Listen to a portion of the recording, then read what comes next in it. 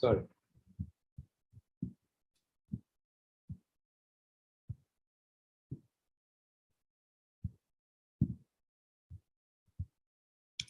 Yeah, so in last class, I kind of, I went through both the backward assignment rule, the forward assignment rule, the backward assignment rule, the forward assignment rule. That's shown here. This is the backward assignment rule. So you go from a given post condition to the weakest precondition. And the forward assignment rule, we had two versions, one which had the existential quantification, and another version, these were some examples, one version which had by introducing new variables. So for every variable that appears in your original precondition, you introduce, you have an extended precon in which you introduce new variables. Denoting the value for that variable in the precondition, and then you instantiate that the entire precondition on the initial value in the post condition, and then you also assign to generate a new variable in the post condition, denoting the new value that is assigned to the variable that is changed. And importantly, the E is evaluated with respect to the expression. In the expression, you have to substitute every instance of the variable that is assigned, that appears on the left-hand side of the assignment statement with its initial value, and then you finally assign x is equal to x1, x to x1, because then you can, so that you can get this whole thing in as this entire post condition as a function of the x variable. So that way, then you will, so that you could propagate the thing. So we saw, proofs. This is just an instance of the forward instance rule. Assignment rule, when you have multiple. The predicate has multiple, is defined over multiple variables. So you have to be important to ensure that, so you instantiate, you do the appropriate instantiation only on the, on whichever variable that is being assigned. That's the one that gets instantiated, because all the rest of the variables, you can use the same the variable in the post condition, because they don't change. Okay, so let me then we saw a couple of proofs. We saw sequential composition and the two versions of the consequence rule, and this consequence rule is used when you have to the post condition that you get is too strong, then is stronger when compared to the actual property that you want to verify. Then you might want to show this implication at the end. I'm sorry. The precondition is is stronger than the weakest precondition that you that you derive. Okay, then so you could prove that. If you prove P prime is P, then you can generalize to that. Or in the post case, if the post condition that you get is much stronger than the actual condition that you want to eventually prove, then you can use the consequence rule. So here is, we went through this proof last time also. I just drew it as a proof tree. This is just a proof of swap program. Okay, so which just uses a temporary variable, and as you saw that x is equal to So if you start out with y being initialized to x0 and y0, where x0 and y0 are some arbitrary values. Then after you execute this for program, you will have the value of X and Y interchanged. Okay, and that's what this thing does. And this proof uses the assignment rule and the other rules to basically in the backward direction. You push this post condition across each of these statements, okay, by using a sequence of assignment rules and then composing them using the sequential rule. So since we are doing backwards, so you start with this, with the post condition. And what does the assignment rule, backward assignment rule says? That the precondition, the weakest precondition is obtained by plugging the right-hand side. So the expression into every instance of the variable y occurring. What am I doing? Yes. So you're pushing this backwards. You're starting with x is equal to y naught, y is equal to x naught, and you derive the weakest precondition by plugging, by substituting z for y in this to get the precondition, okay, the weakest precondition for the last statement. And then similarly, then you will use this, okay, this precondition, x equal to y naught, to push it across the next one, x is equal to x being x assigned, y being assigned to x. And that's what is happening here in this box. Okay, so x is equal to y naught and z equal to x naught is the post condition, which is pushed backward across this assignment statement x equal to y. And then you will have to substitute y for x, and that's what is done. And similarly, you do that, and then you take this, the weakest precondition that you get here, and you push it across. So these are the things, and the way that you construct your proof is then you using these two. So each of these boxes, the first level is an instantiation of the backward assignment rule, okay, on the respective assignment statements, the basic assignment statements. Then to get a proof of this, the composite program, now you will have to use a sequential rule a couple of times. First, you compose, this one. So as shown here. So you will compose these two Hoare triples using the sequential rule to get the Hoare triple for this entire sequential composition of these two assignment statements. And that's what you do here. So then what happens is your post condition here will be x is equal to y naught and z is equal to x naught. And your precondition will be the precondition of the first Hoare triple, and that's what the sequential says. And then you do a further composition using this, using the Hoare triple corresponding to that single basic command and this one to get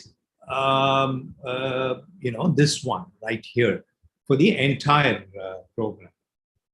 Okay, so you get the Hoare triple for the entire program. But as you will see, that the weakest precondition that you obtained by using these inference tools is not identical. It's actually equivalent in this case, but it's not exactly identical to the precondition that you have in your original specification. It's just the two arguments are inverted there. So technically, you will have to prove, okay, that's the given assumption implies the weakest precondition for the entire program that you derived, okay, through these application of inference rules. And that's what this is done here. And here you can see an instance of the application of consequent rule. So that with this, you will get exactly a Hoare triple corresponding to what you started out with. okay, what you wanted to prove. Okay, so that is what I'd shown it. Yeah, this is just a proof tree, diagrammatic description of the proof that I went through last time. Any questions here? I have one question here. Yeah, who's this? This is Dhruv. Okay. Okay, so the proof tree is, so I understand the proof tree as a sequence of inference rules that lead all the way to the root of No, the tree. it's not a sequence of inference rules. The nodes of the proof tree is in a Hoare proof is always a Hoare triple. Okay, and the derivation. Okay, so as I said, so you apply inference rules. Inference rules, either they're basic inference rules in which don't have any assumptions. Okay, so that's assignment rule is a basic inference rule without assumptions. Okay, so you got them without any assumption by just instantiating them. Okay. Yeah, I understand. Yeah. So the inference. No. You started by saying, yeah. So the edges are the application of inference rules. Okay, that clarification I want to make. Go ahead with your question. What's your question? So, but the proof generation happens from the root, right, all the way to the leaves on the top.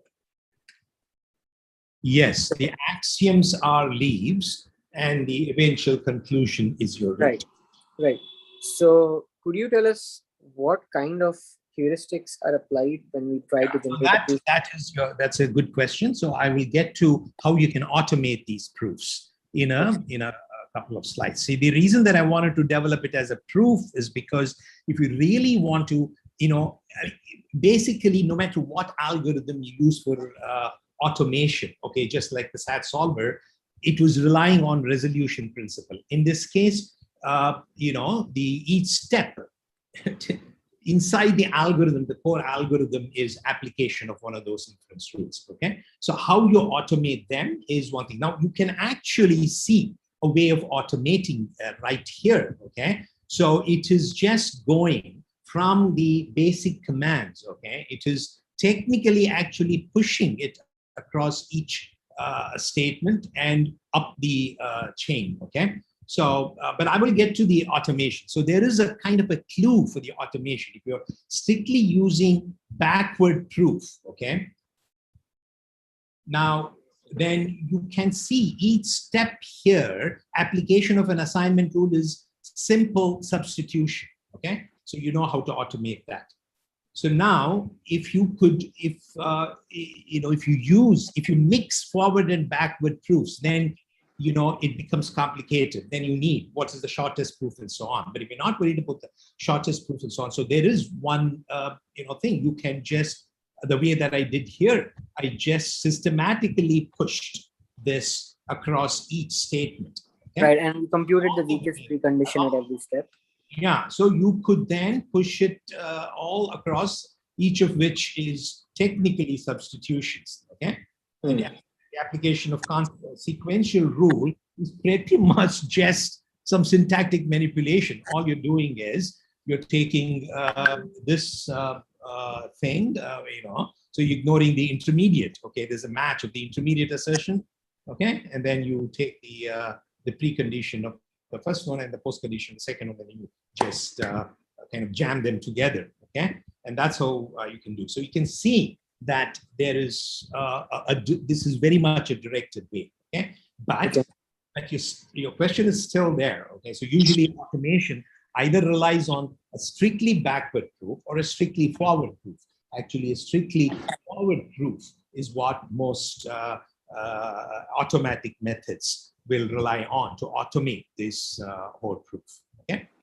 Yeah. Okay. And all these steps that I did, application of the inference rules are either substitution or kind of putting them together. It's only what you get, what you need to do at the very end, this implication that you need to do that you need to check in the consequent rule. That is an actual checking of a validity of a formula, and that you will have to do by shipping the thing off to an SMT solver. Okay, and that's how that you will do. So eventually you end up generating these verification conditions, which will be done. And you will see, since most CBMC and those kinds of tools use forward proof, I want to quickly get to forward proof, and I'll exactly show you how this thing will be automated. Sure, thanks. Okay, so here is now a forward proof, okay, where I start with the precondition. So which in this case, here, this is what I want to prove. This is a different program, not the swap program. It is just two assignments, which does x is equal to x plus 1, and then x gets assigned x plus 2. So if you start with the precondition which is x greater than y, since x is incremented by 1 and then by 2, you want x to be greater than y plus 3. That's what you want to prove. Now, I'm using the the instance of the forward proof, which introduces extra variables. Okay, you notice that the application of backward proof, it never introduces any new variables. It's strictly every triple the formulas in the whole triple are always use the original variables. Whereas here, this, when you push it forward, because you need to eliminate the existence of quantification, you have the effect of introducing new variables, and that you will see in this proof. So what, in order to apply the forward inference rule, you'll have to add the initial value in the precondition for the two variables, which in this case are x and y. Although y is never changed, only x is changed, but still there are two program variables that the pre and post condition are defined over. So you'll have to enhance your given precondition to add these constants, and that's what I'm starting out with, and that I push it across over the first assignment statement, which is x is equal to x plus 1. And if you recall the forward assignment rule, you will have to instantiate this whole thing. Since x is the one that's being assigned here, you have to instantiate it over the initial value. That's what you will have to instantiate this, and get that. So you get y is equal to y naught, because x naught equals x naught is true. So that is simplified, and I've removed that. And then x naught greater than y. And then what you do, you introduce a new variable, okay? A new time-stamped variable, new version. I call these indexed variable as time-stamped variables, because you will have one, you introduce one for every time you apply the forward assignment rule, to the, and you timestamp the variable that is being changed by that assignment statement, which in this case is x. So you have assign x, you get that x1, and then you assign, and you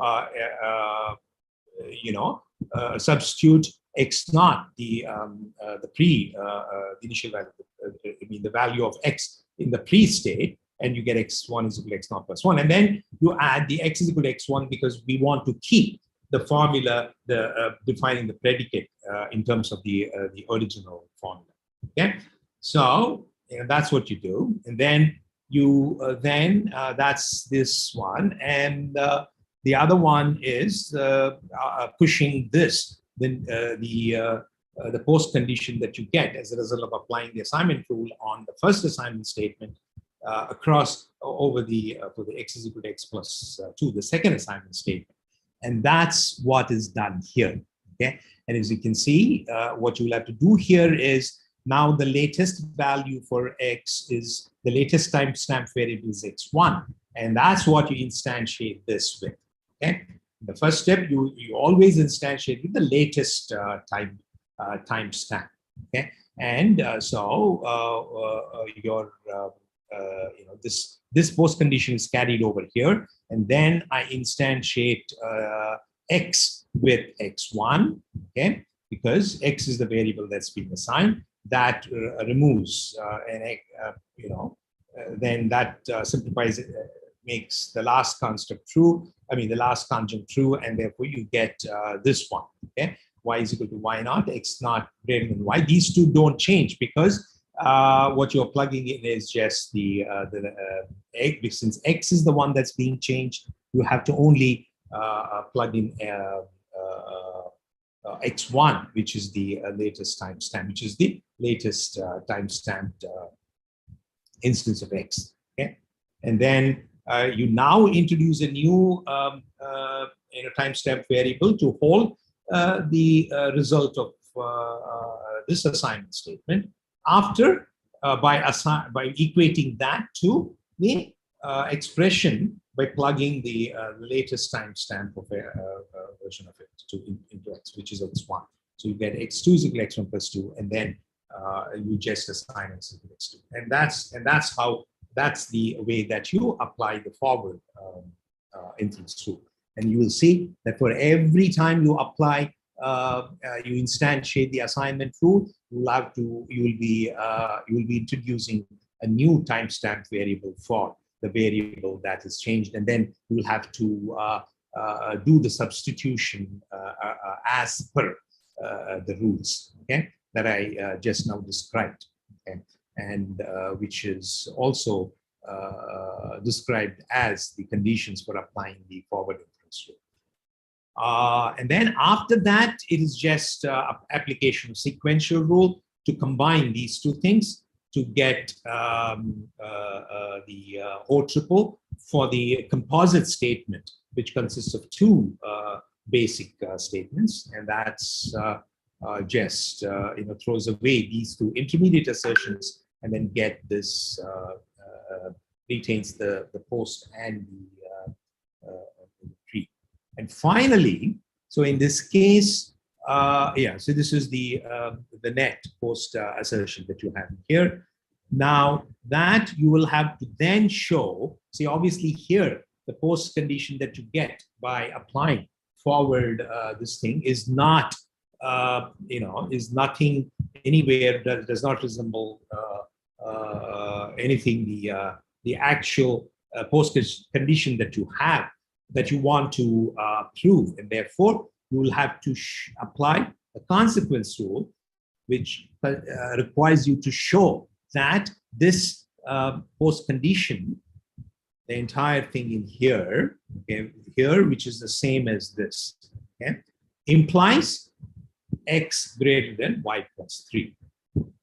And that you can see is true because a series of substitutions, each of these timestamp variables can be substituted in each other.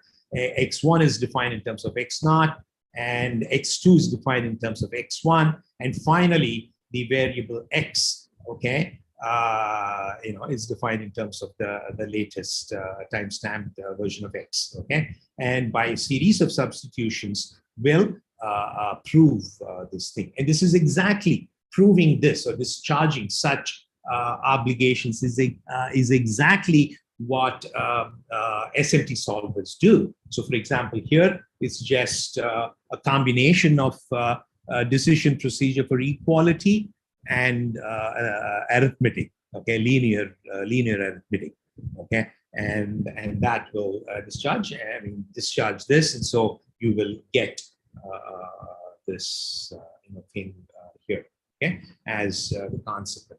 Okay, any questions?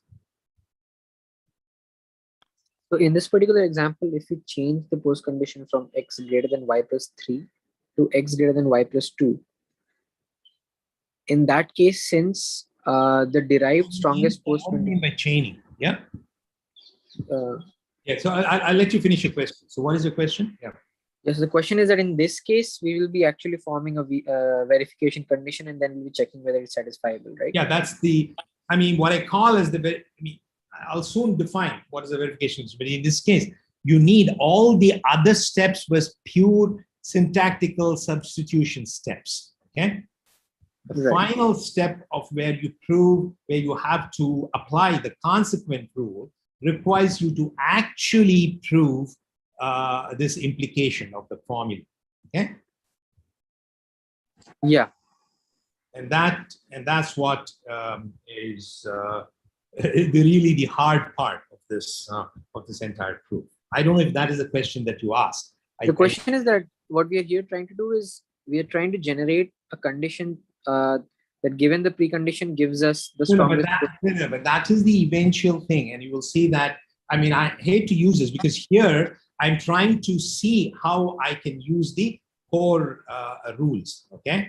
And that, so, and that step consists of, if I made a choice to use, start with the forward assignment rule and then use the sequential composition rule. Okay. That will give me a strongest post condition for the entire program. Yeah.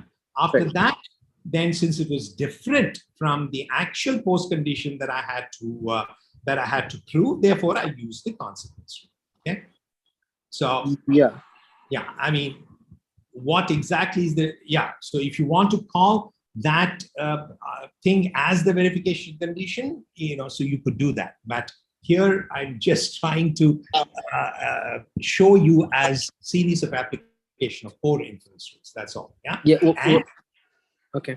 And this step of discharging, I mean, applying the consequence rule is where I'm trying to emphasize that it requires you to discharge an actual formula. All the rest is there's no use, there's no obligation to discharge. Okay.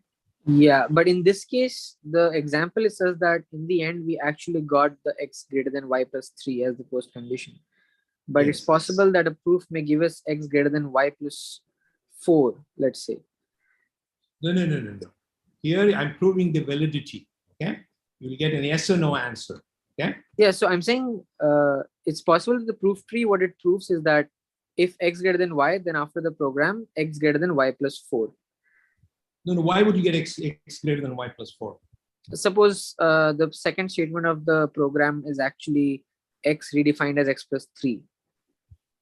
Yeah, then you will get different thing. Yeah. Right, but we want to prove that that in the end of the program, the post condition is x greater than y plus 3. Yeah, then your SMT solver will give a counter example. Now, then you won't be able to apply the consequent rule. It will, right? Because if x greater than y plus 4, it still satisfies x greater than y plus 3. No. If you had what? No. If you had x plus 3 instead of x plus 2,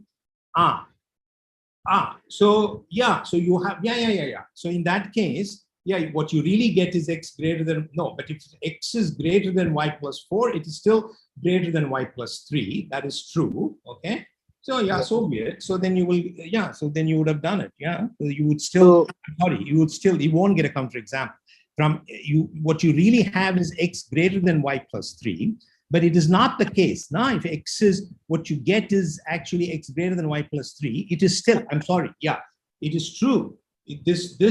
This is a weaker condition, x being greater than y plus 3. Okay. So you can prove with the whatever post condition, strongest post condition that you derive, that you can prove that. And therefore you would have completed the proof in that case also. Yeah. So semantically, yes, but at the end, the checker needs to know that x greater than y plus 4 implies x greater than y plus 3. No, but that's what you're proving. That's the point I'm making. So what you will have here is you will end up having something like x is equal to in here you will have x2 is equal to x1 plus 3. Okay. Yeah. Therefore, and instead of x greater than y plus 3, you will have x greater than y plus, you will still have x greater than y plus 3. So that implication is still valid. Therefore, no, we will have x greater than y plus 4 in that case. It is not like you're deriving a particular confusion through what when you ship it to an SMT solver, it will say, is that valid or not? Okay. So I thought you were trying to understand how the SMT solver works underneath. No. This has nothing to do with how the SMT solver. So after this, we just ship it to the SMT solver to check whether it's satisfied. In order to apply a consequent rule, you need to discharge these things, for which I'm saying you will have to use an SMT solver. Okay. Otherwise, you do the proof by hand. Okay. Here, when you're applying whole rule, I'm not concentrating on the automation part. Okay. what I'm suggesting, giving you a peek into the automation. Okay, this consequence rule could be automated by shipping these formulas to an SMT solver. Okay, got it. So yeah, so is that clear? So any other questions? Okay, so now I'll get to this automation. Okay, so you see this is exactly what happens in CBMC. So there are lots of things in here. So Hoare proof rule does not really say, okay, it only shows you how to instantiate those inference rule in such a way that you can construct the thing. So it is a little bit, it gives you too much freedom, okay, in doing it. Now I was already restricting it by using a way to chain this thing through. Okay, so there was some idea of instantiation. And now what I'm going to show is this application of forward chaining or forward application, forward propagation can be viewed in a slightly different way. Okay, so that you can see what exactly is going on. So in a different way. Okay, let's suppose you start with this. Okay, this program, the same program that you saw last time, in the previous slide. You have a precondition, okay, which in the case of CBMC is stated as assume, and then you have an assert. So what you can do is you can cut out all the frills of the that you see in the in the application of Hoare inference rules, and you consider that as though you're applying the forward assignment rule to each statement, okay, in your program. Okay, so that's what I'll do. Okay, so I start with this assumption. So I'll instantiate the assumption with the arbitrary initial values. Okay, and that's what happened in your before you could apply the forward assignment rule. So here I've instantiated the assumption the x naught y naught. Okay, these are some people call it intermediate assertions or annotations that I'm generating, and you can see that this one is just the assumption instantiated with the in terms of the initial value, and then you do, when you're applying the Hoare rule, there is a little bit of extra thing, okay? The critical thing that is happening is you will have to create a new timestamp variable to hold the new value of the variable that is being changed. Okay, in this case, this is x1. And then this right-hand side expression has to be instantiated with whatever the previous timestamped variables were, which the latest prior to this assignment statement. Okay, which is what this is kind of applying the forward inference rule by throwing away that a few things there. Okay, there we were assigning to x all the time, which kind of is unnecessary. Since we wanted to were collecting the Hoare triples, where I'm not collecting the Hoare triples, but I'm just doing the essence of what the forward inference rule is doing. Okay, and then I will now propagate this intermediate, if I may call this intermediate assertion, which defines the value of the latest value of x1. Okay, obviously y is not changed by this assignment statement. Therefore, the value of y is still whatever is denoted by y naught. Okay. Now you move on to the next assignment statement. So once again, you apply the critical part of that forward assignment rule, which says, oh, you have to now introduce a new timestamp variable to hold the new value for x. Okay, that that results as a result of executing this assignment statement, which is x2. Okay, so I'm just implementing the timestamp one at a time. Every time a particular variable changes, which you were doing in the forward application of forward assignment tool as well. So then I instantiate the right-hand side expression in terms of the latest timestamp variables at the earlier point, okay, prior to this execution, which is x1. Okay, and then finally the assertion wherever it appears, okay, will then the expression, Boolean expression, the assertion will be instantiated with whatever the latest timestamp versions of the variables are at that point. So in this case, x's latest timestamp variable is x2, and y's is y naught, because it never changed. Okay, and what is the verification? So the verification steps consists of two main steps. One is, and this what I'm doing is sometimes called this part of the assignment rule which I retain, which is just this equality denoting the characterizing the new values. That is called static single assignment. Okay, because it just increments the timestamps and then it keeps the latest the value of that variable at that point in the execution of the program. Okay, and the total, and what the SSA, so individually what I've shown here in blue, they are called atomic SSA statements. Okay, they just characterize the condition that holds good on the post, on the values that the variables take at that point at that location in the program.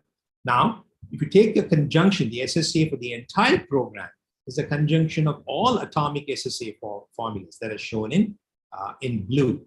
Okay, so that consists of the initial assumption on the initial values and what the value is at every step of the program. So the SSA for this entire program is this conjunction of this. So what does this characterize? Any satisfying, you see this, I claim that this SSA for this program kind of characterizes the all possible executions of this program, because any satisfying instance of this formula which gives a value for x0, y0, x1, x2 gives you exactly the the values that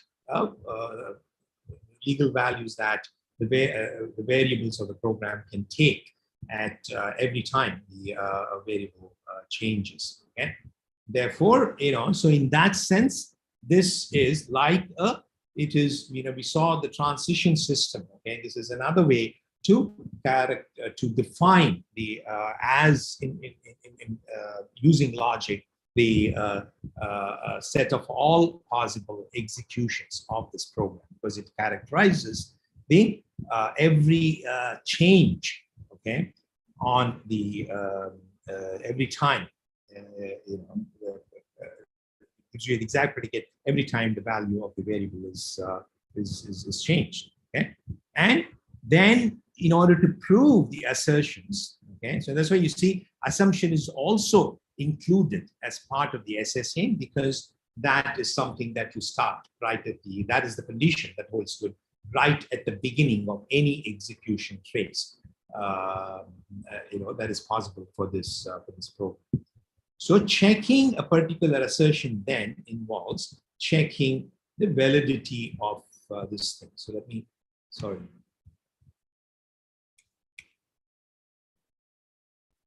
I'm sorry that this thing is going over the thing. Yeah, so it involves checking the validity of SSA. So let me see if I use this. No, even then I don't get it.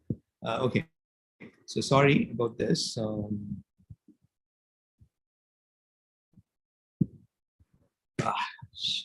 Yeah, so it involves the SSA implies whatever the implies the instantiated version of the assertion.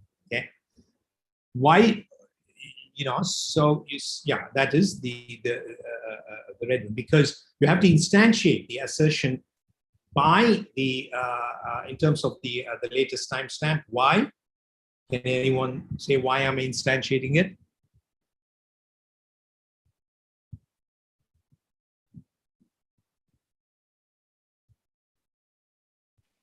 Could you repeat the question? Why?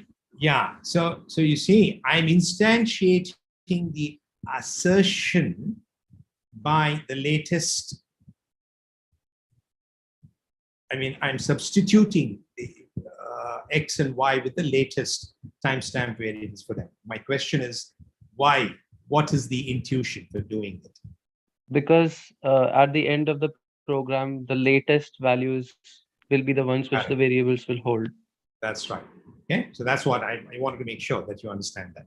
Therefore, what you have to prove is this SSA implies, the SSA that you have generated for the entire program implies this is true for all possible values of X0, Y0, and X1 and X2, etc. All the other timestamp variables which denote the values that the variables take at various points in the program. And this validity is can be proved, can be discharged by taking, I mean, what you don't see here is by converting it to an unsat check, by taking a conjunction of the SSA, okay, which is this whole thing, okay, and the negation of the red version of the assertion, and then proving the unsat, okay, because this implication reduces to not of this SSA or this, the negation of that will be SSA and negation of the actual assertion. So that's what is sent to the SMT solver, and that is what I call as the verification condition. Okay? Now, so you see, in the Hoare proof, you were kind of deriving all the, you're carrying along the internal assertions separately, and then all you had was to discharge in the final consequent was the final assertion. Whereas here you are generating the SSA, you're kind of constructing the SSA for the entire program, okay, by carrying along all the things, and that way you can now there's no so the Hoare proof gives you more flexibility than what you care to use, whereas here I'm just using pretty much the each step, the time-stamped idea of forward inference rule I'm using, and then I'm generating a single verification condition, okay, for the assertion. Okay, now one question I have. Now, CBMC allows you to have assumes kind of intersperse as it allows you to annotate your program with assertions at whatever point that you want. Okay, and then you can also do the same thing with assume. Suppose that I had an assertion here. Okay, although I'm not showing an example. Suppose I have, in addition to this assertion, suppose I had an assertion here prior to, immediately after x is equal to, after assigning x equal to x plus 1. So then the idea then is when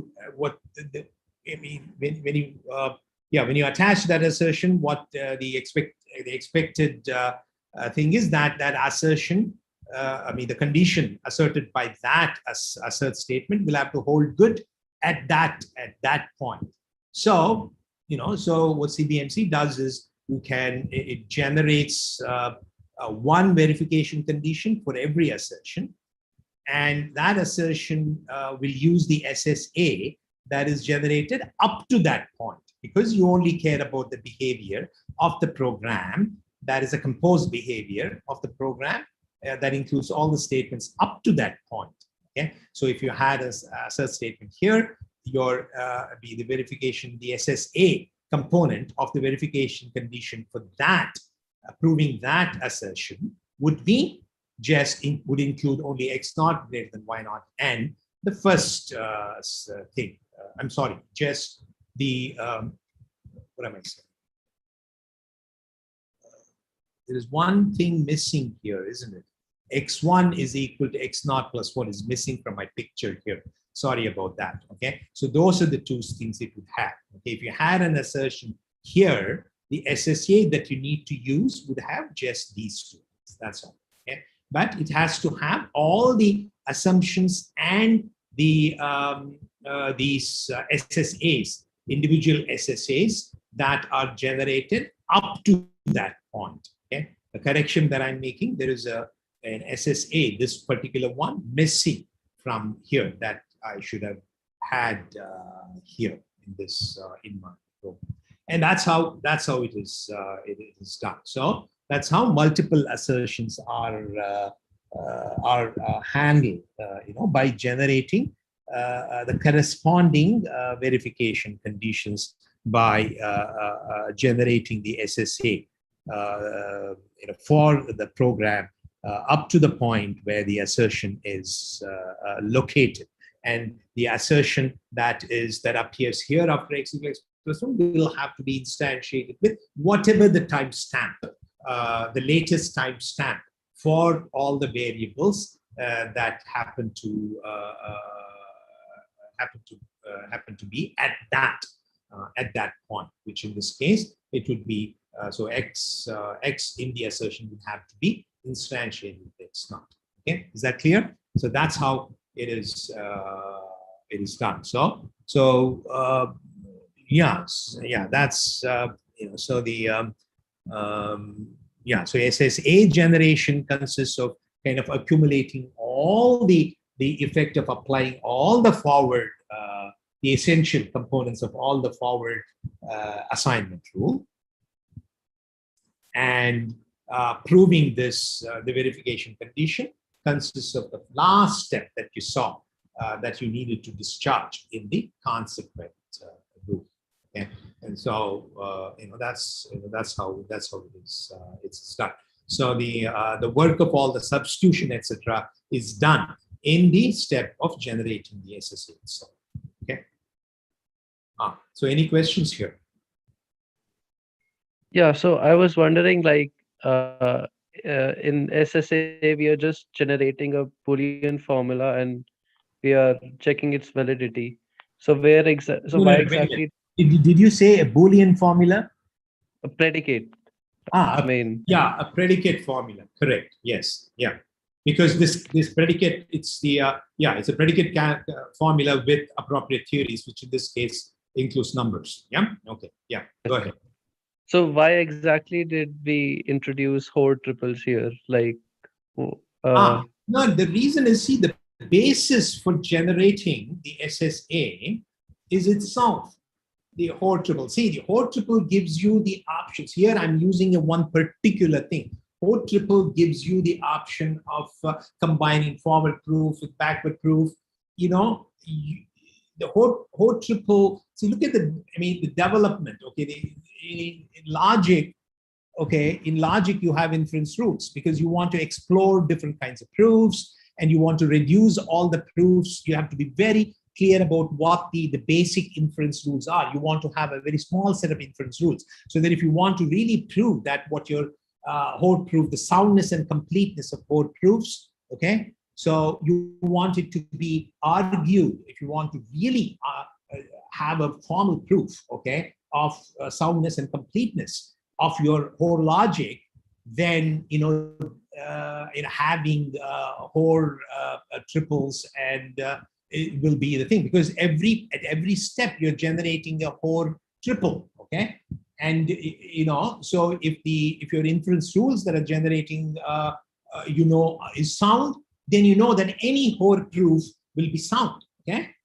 Whereas here, I'm taking, there are lots of things that are happening here, that is, as long as I can construct here a Hoare proof corresponding to this, see, I might use, okay, so this is, I say that the kind of procedure, that the way I'm generating the SSA, and finally the way I'm generating the verification condition, you can see that there is a parallel in terms of the Hoare proof, in terms of the triple. Okay, so that way, in order to establish either independently, the soundness of Hoare logic, so having the thing would be useful. And then this may not be the only procedure, procedure to automate that proof. I've already given you a backward proof. Okay, this procedure is not based on a backward proof. Okay, so I can have a completely automated thing to get the backward proof. Therefore, the whole. So I'm giving you two reasons. I'm answering your question by giving you two reasons, motivation for having expressing proof in terms of Hoare triples. One is it will be convenient to argue that your every step is sound, and whether proving completeness, whether you can prove all programs correct with that method, it is easier to establish. And number two, then, when you want to reason about the correctness of this thing, if you could construct corresponding Hoare proof corresponding to the way that I generate the SSA invalid assertions, then I know that I'm doing, my algorithm is sound. Okay, for those reasons, I think having Hoare logic and Hoare proofs as a basis for what is happening here is important. Okay. Yeah. Thank you. Okay. Now, so I'm going quite slow. So I will. I should thank you guys who are showing up regularly, okay, and then also not complaining about my using the tutorial as an additional class here. So I feel like I'm going a little bit too slow in this course, and that's why I'm doing that. And I know that I'm I'm overstepping, and I'm indulging your time, and I appreciate, at least for those people that care to show up. Okay. So I appreciate. I want to extend my appreciation. So today, if it's okay with you, I want to go till 6:15 at least, and probably a little bit beyond that. Is that okay with you? If you have any commitment beyond 6:15, you let me know. It's okay with me. I mean, I need to hear from everybody. Okay. Yeah. There's 6 people here. I don't know who all have shown up today. Yes, sir, that's okay. Everybody is here. Good. Okay. Yeah. After today, I mean, I will give some things. I mean, it's important. Yeah. I mean, I don't want to belabor the point that I've already made. Okay. So let's move on. Okay. So I think it is important to understand it as a logic. Okay. What is going on in these algorithmic procedures are really kind of hiding the Hoare proof in a certain way. There is that thing that is going on in there, and I think that's why it's important to understand Hoare logic first. Okay. Now, so far, what we have seen is just really just a sequence of assignment statements. The first thing is to do it for conditional. I'll only show the forward rule. Okay. There are 2 versions. So here, the forward rule constructs a Hoare triple for the conditional statement, okay, which has this form: if B, then some program Q, else S. Okay. It constructs a Hoare triple for that from, this is the forward version. So it constructs the post condition given a precondition. So, and this is based on the intuition of the semantics of executing a conditional statement. That is, if you start with some state that satisfies the precondition P, then there are 2 paths that are possible paths for execution to get to the end of the statement. One is characterized by those states that are those states in P for which where B is true, and then you execute Q. So if you already know that P and B, that restricted state in which B subset of P in which B is true will result in a post condition R. Okay? And similarly, when you and those parts of the state satisfying P in which B is false, the Boolean condition is false, then you know you will be executing S. If that results in a post condition R, then since you know it is this if B then Q else, will give you exactly those are exactly all and exactly those two possible executions, and therefore if both of them result R, then you can conclude that if you start with P, then you will have your post state will satisfy R, because any state in P, either B has to be true or not B has to be true or B has to be false. Okay. Yeah. So this is a version. So here is a version of in terms of the time-stamped variables. Okay.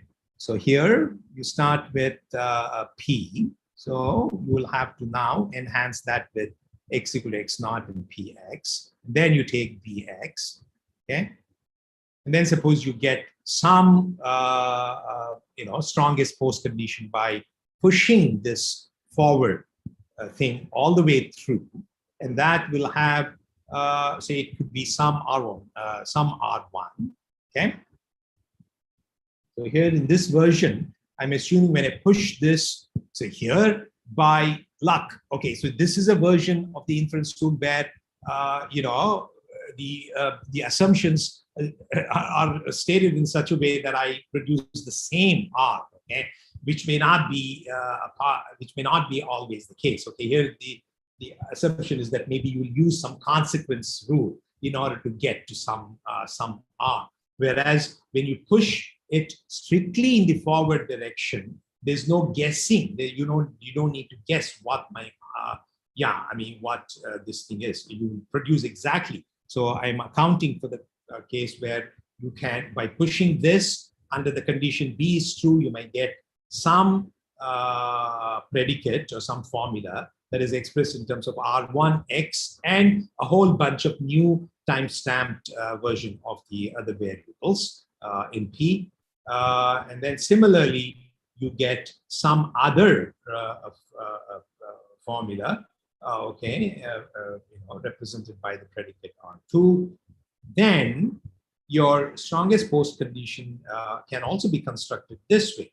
Okay, this is kind of a completely goal-directed way. So if either B is true in your precondition on the initial value, in which case you know that R1 is guaranteed to be true as per the this first Hoare triple, and if not B is true in the pre-state, if B then you would get R2, because the meaning of this conditional assignment is exactly where you execute S. Okay, so I'll only show the condition. The forward version. You can also have a backward version, and that I leave it as an exercise. Okay, so given this forward thing, so let's see how we could reformulate that in terms of SSA formalism. Okay. Yeah, so here's a program that I think you had seen this before, which checks if x is greater than y. Okay, it starts with some arbitrary values for x and y. So if x is greater than y, then it stores the smaller y inside x. Otherwise, it does skip. Okay, so here I've used a kind of a no-up assignment statement. Okay, doesn't change x. So, so in which case x is already less than or equal to y, and therefore, so what I want to show is that x is less than or equal to y. Okay? So now, so here's what you do. So the effect of doing this. Okay, yeah. So you start with true. So there are two blocks here to consider. One is the case when x is greater than 1. That is the context. You have to remember the context. So that is the situation when x naught is greater than 1 naught. Then you will have to push whatever the p is across this, okay, to get the new value after this assignment statement is executed, which is x1 is equal to y naught. And similarly, you get the SSA, which which is the result of pushing the SSA for the else block, which in this case has only a single statement, and therefore each of them, in each cases, you will have to always, whenever there is an assignment statement, you will have to introduce a new timestamped variable. So this is under the context x naught under the where x naught greater than y naught is false. Okay, so the effect of I'm using a slightly different trick to get the effect of merging those two predicates. So the value of x3 when I reach this point is either x1 or x2, and that depends on whether it is x1 or x2. Will entirely depend on whether this Boolean expression, when evaluated in the state prior to this f, is true or false, and therefore that's what I create here. This is a Boolean expression. It's a conditional expression. If x, which should be read as x naught greater than y naught, means this returns x1.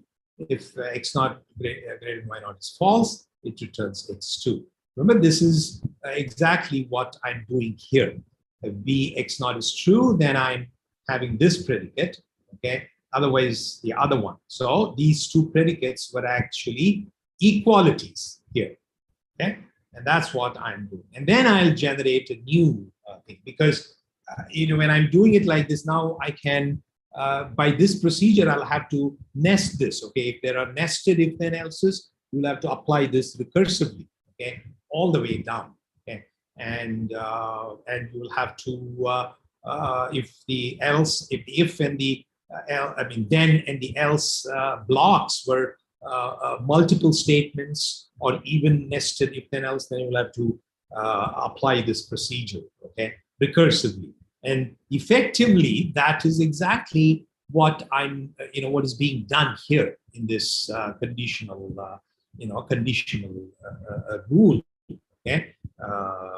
But I'm only keeping the time-stamped version of the variables to keep track of the values. And then I do the same thing here, because the latest time-stamped version after this merge. So remember, there'll be one such merge variable, new merge variable that is introduced for every program variable that is potentially changed in either of the then or else blocks. Okay, so in this case, only x was changed, y was never changed, and therefore we did not have to include a new merge variable. We did not have to include a new variable, merge variable, to collect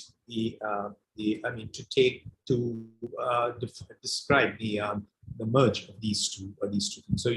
So but otherwise, if there are multiple variables that change, then you will have to do that. And then, as before, you substitute the latest timestamp variables in the Boolean expression, denoting the assertions, and then you generate the verification condition as before. Okay. So, any questions here? Okay. So with these two, now you are able to,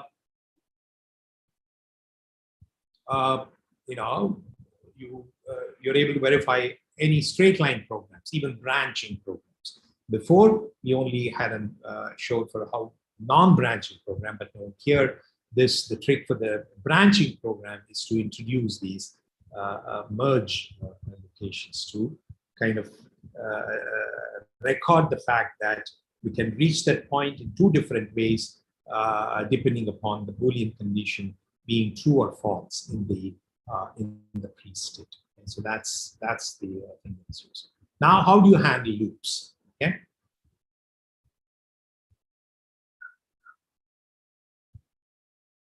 One way is to unwind loops, to construct unwind loops up to a bounded depth. Okay, which you already kind of see what CBMC is doing. Okay, and then if you unwind it up to right, then what you have is a straight line program. Okay, possibly branching, because it can have, certainly will have inherences, because there'll be several paths there that characterize the various number of times that we iterate through the body. And for each iteration, each number of iteration, there'll be an exit path. Okay, so that can be generated as a nested if then else program, and then you can then use this method that I've shown here to generate the SSA for the partially unwound program, and you can actually show that yes, it is incomplete if the unwind depth is inadequate, and also it may not scale if the required adequate unwinding depth is very large, but still it is useful in practice. Okay, and that's why so for hunting bugs and maybe lots of the bugs or shallow bugs which you could do. Now, so that's why BMC, that's what bounded model checking for software is. Mainly uses various unwinding parameters, which in sequential program, the case of sequential program, it is the unwinding depth that you need to use for the loops. But how do you make it complete? Okay, so that's what bounded model checking is. The only interesting twist that bounded model checking has is, there's an unwinding assertions that it generates to see, to check if your unwinding depth is adequate or not. I'll show you that next time. Maybe Digant has already shown you that, but let's for a moment do that. So the way to get a complete verification procedure is to use the concept of inductive invariant. By the way, where these assertions that I've shown you here are all called invariant, more generally safety properties or invariants. Okay, because invariants are those kinds of properties which you expect to be true, forever. Okay, that is in this case, for example, every time for every possible execution, starting from any state that satisfies initial predicate, every time you reach that point in program, this particular assertion has to be true. Okay, such properties are called.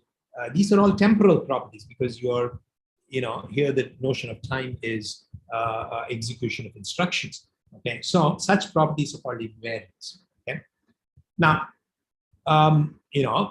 model checking as well as model checking specifically, it works for a larger class of properties than invariants. Invariants are larger class of larger class of temporal properties. Okay, for example, something eventually happens. Okay, it may take indefinite time, but eventually something happens. Okay, though it is also applicable, but for software, so in this case, we will in this course, because there is enough techniques to scale and worry about in the case of software, just to, we focus our attention on checking invariant and invariant properties. Okay, so these are invariants.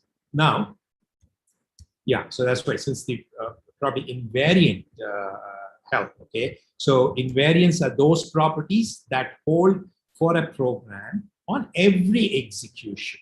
Okay, in this case, because this is implicitly a precondition with the context at that location.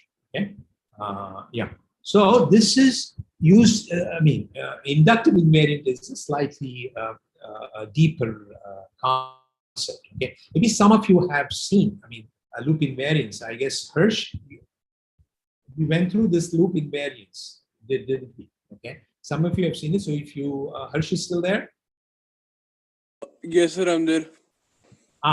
So you might have seen this. I don't know if you have seen this or not, but even so, then you're more than welcome to add your already gained insight. Okay, so for you this might be. So this is an informal introduction to inductive invariant. Okay, why is it called inductive? So for example, and it gives you, it tells, it kind of explains what is what an inductive invariant, or in this case, since we are applying it to loop, it's also called loop invariant. So informally, it's a condition that holds inside at a point inside a loop for all iterations. That is, in other words, it is a condition. I call it Li. If Li is true, there's a question here. Okay, sure. Li, and so, and if you enter the body, and you can enter the body only when the loop condition holds good. So if you start with the condition where the loop invariant is already true, in a state where the loop invariant is already true, and you enter the loop by virtue of the fact that loop condition holds, then you execute the body, then you're guaranteed that the loop invariant holds again. Okay, here, if you start with some arbitrary state, any of the states in which a loop invariant holds good, after executing the loop, and then you enter the body, and then you execute the body in the loop invariant. So in that sense, it is preserved over all iterations. That's what I mean. So it's in that sense it is kind of inductive. Usually something is inductive if it holds. You start with something and then you do one more, and then it continues to. For example, so consider this program.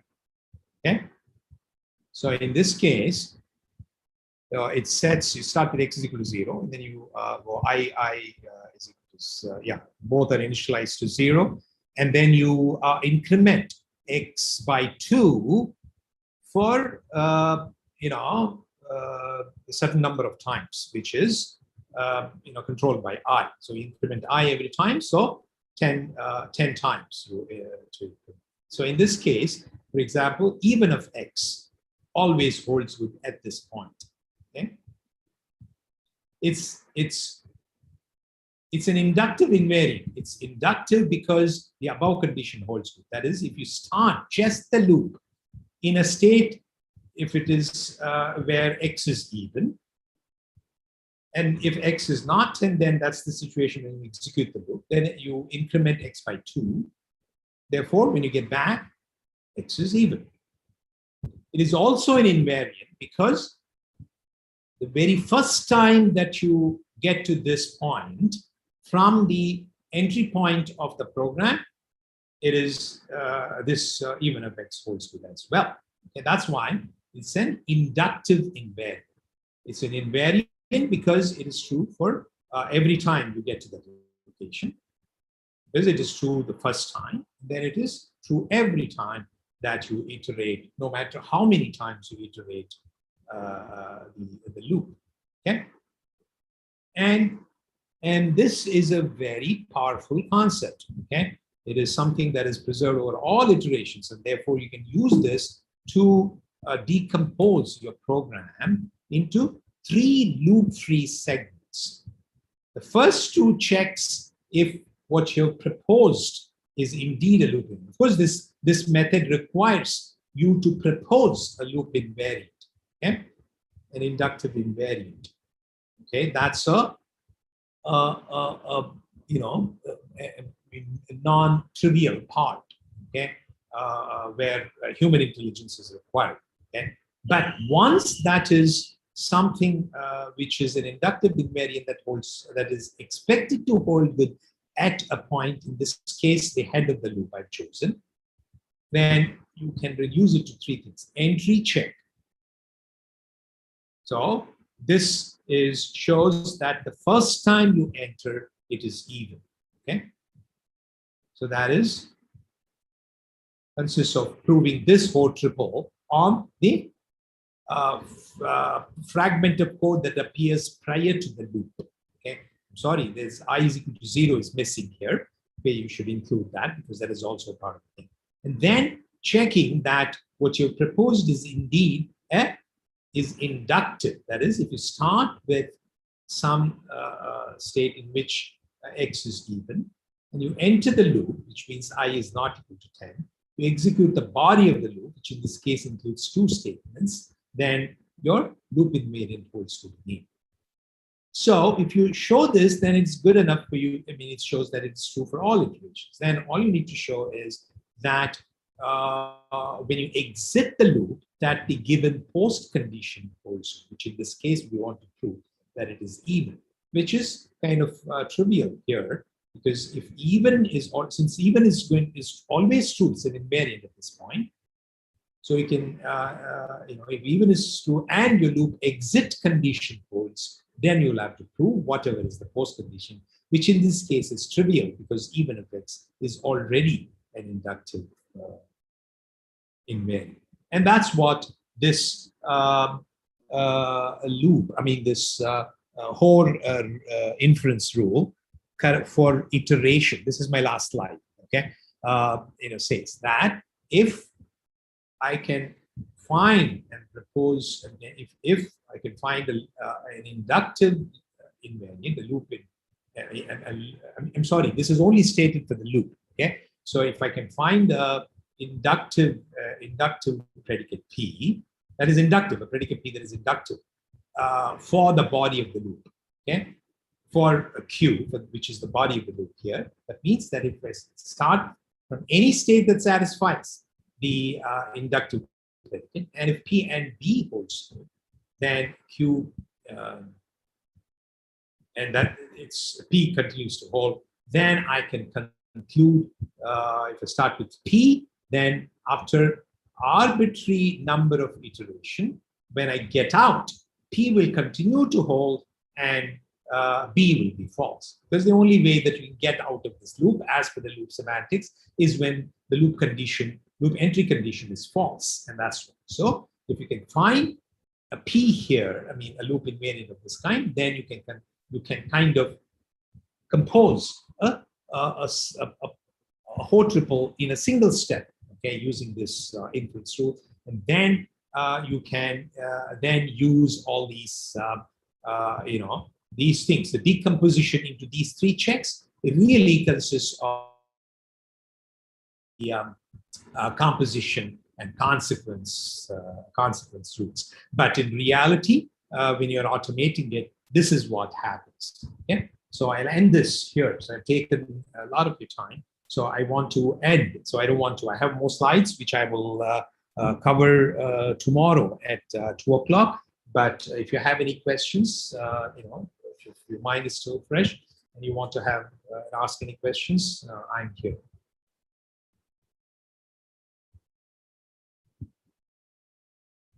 Any questions?